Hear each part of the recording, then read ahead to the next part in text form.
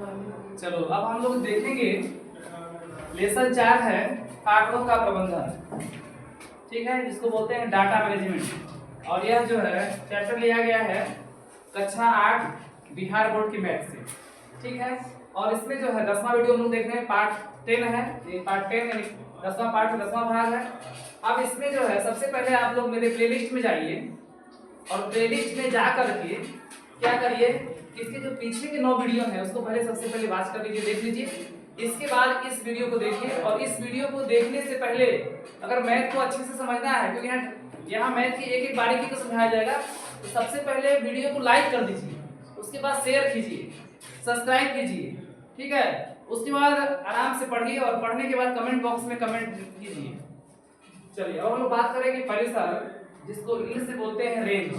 परिसर ज्ञात करना, तो परिसर किस प्रकार से ज्ञात करते हैं यहाँ पर सूत्र लिखाया गया है, और इस सूत्र को जो है सूत्र के डायरी में मेंशन कर लेना है, लिख लेना जरूरी है, ठीक है, इसको डायरी में लिखना है। अब बात करेंगे परिसर, तो परिसर बराबर होता है उच्चतम मान माइनस न्यूनतम मान, ठीक है। उच्चतम मतलब बड़ा मान यानी अधिकतम मान, बड़े मान में से छोटे मान को अगर घटा देते हैं तो क्या निकल जाएगा, परिसर निकल जाएगा, ठीक है। क्वेश्चन के माध्यम से देखेंगे आंकड़ों का संगठन। यहाँ पर देखेंगे कि एक कक्षा में हुई गणित की परीक्षा का परिणाम दिया गया, सब परिणाम के अनुसार इसको क्या करना है, व्यवस्थित करना है, और व्यवस्थित करके क्या ज्ञात कीजिए, परिसर ज्ञात कीजिए। क्या ज्ञात कीजिए, परिसर ज्ञात कीजिए, ठीक है। तो आंकड़ा दिया है, जैसे गणित की परीक्षा में कोई बच्चा जो है 28 28 28 यानी कि इस तरह से देखेंगे 1 2 3 4 5 6 7 8 9 10 11 12 13 14 15 16 17 18 19 20 को विद्यार्थी है, और 20 विद्यार्थी ने इस प्रकार से अंक प्राप्त किया है,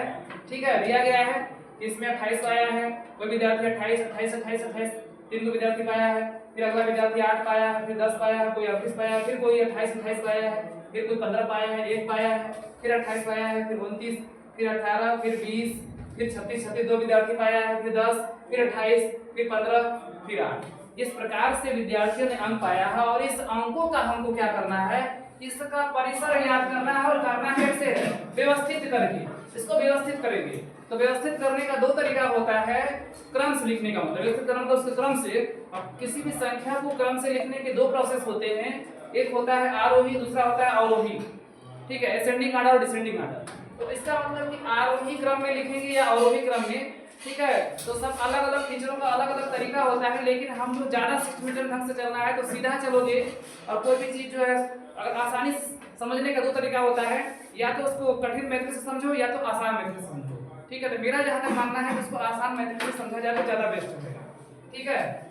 तरीका 2 सही है। तो हम लोग क्या करते हैं कि आरोही क्रम से ही पढ़ाते हैं, बताते हैं, क्योंकि हम आरोही क्रम ही पढ़ाते हैं, क्योंकि ये तरीका जो है आसान है, और अवरोही क्रम भी अपनी जगह सही है। तो यहाँ लिखेंगे आरोही क्रम, क्या लिखेंगे इसका, इस पूरे संख्या का लिखेंगे का आरोही क्रम। तो आरोही क्रम का मतलब होता है, पहले सबसे पहले आरोही क्रम को समझ लेते हैं, है ना। तो कोई बच्चा नहीं जानता है, आरोही क्रम को यहाँ से समझने की कोशिश करे कि आरोही क्रम होता क्या है। तो आरोही क्रम का मतलब होता है बढ़ते क्रम में, बड़े से छोटे की तरफ। जैसे कोई व्यक्ति पहले पहला सीढ़ी चढ़ेगा, फिर दूसरा सीढ़ी, फिर तीसरा सीढ़ी, है ना। छप्पा का चढ़ना है तो पहला दूसरा तीसरा क्रम से चढ़ेगा। आरोही क्रम का मतलब होता है बढ़ते क्रम में, और बढ़ते क्रम का मतलब होता है कि छोटा से बड़ा की तरफ। क्या होता है, छोटा से बड़ा की तरफ, तो ना क्या होता है, छोटा से बड़ा की तरफ होता है, ठीक है। इसमें देखेंगे कि छोटा से बड़ा की तरफ जैसे आता है 1, तो 1 के बाद क्या आएगा 2, 2 के बाद 3 के बाद 4 के बाद 5, समझ आया ना।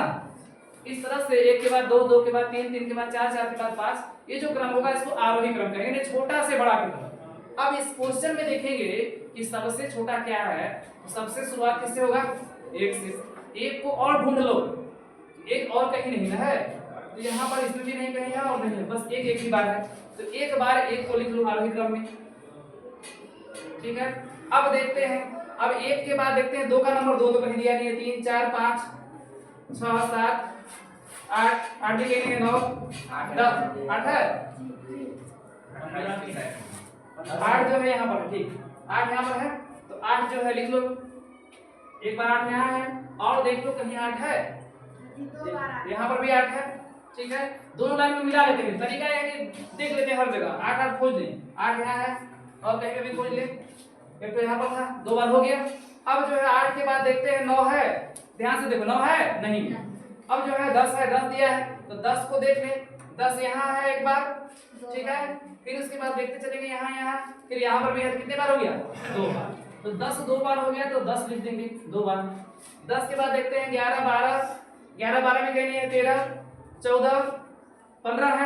है ना, तो 15 देखो और कहाँ कहाँ है, यहाँ पर 15 है, इसके सामने भी 15 है, कितना हुआ 10 से, और कहीं है नहीं है, एक दो जगह 15 है, तो 15 15 2 बार लिख देंगे, 15 15 हो गया, ठीक है। फिर इसके बाद जो है 15 के बाद देखेंगे 16 16 कहीं है नहीं, 17 18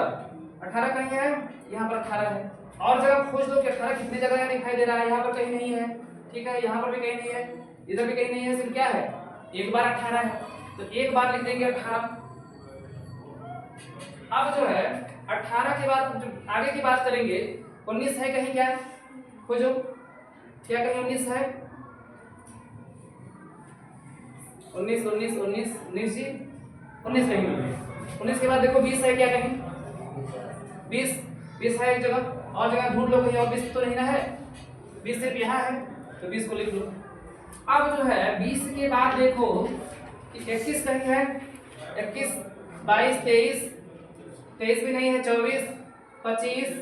26 27 28 है, 28 बहुत जगह है, देख लो कितनी जगह है, 1 2 3 3 3 3 4 5, इस लाइन में देखेंगे 6 6 6 6 6 6 7,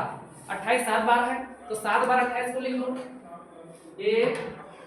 2 3 4 5 6 7, ठीक है 28 हो गया। अब इसके बाद देखो 29 है, यही लिख देते हैं 29। अब जो है 29 के बाद जो है और देख लेते हैं 30 31 32 33 34 34 भी नहीं है, 35 36, अब 36 को देखते हैं तो 36 तो दिखाई दे रहा है, ऊपर देखते 36 कहीं है नहीं है, और नीचे की तरफ 36 कितनी जगह है, 2 जगह, कितने जगह है 2 जगह 36 है, तो 36 और 36 2 बार लिख देंगे। अब जो है 36 के बाद देखते हैं कि क्या 37 दिया गया है, तो 37 कहीं पर भी 37 नहीं है ना, कहीं पर भी 37 जो है नहीं दिया गया है। अब जो है 38 38 दिखाई दे रहा है, देखो 38 कितनी जगह है, एक जगह यहाँ 38 हो गया, 38 38 38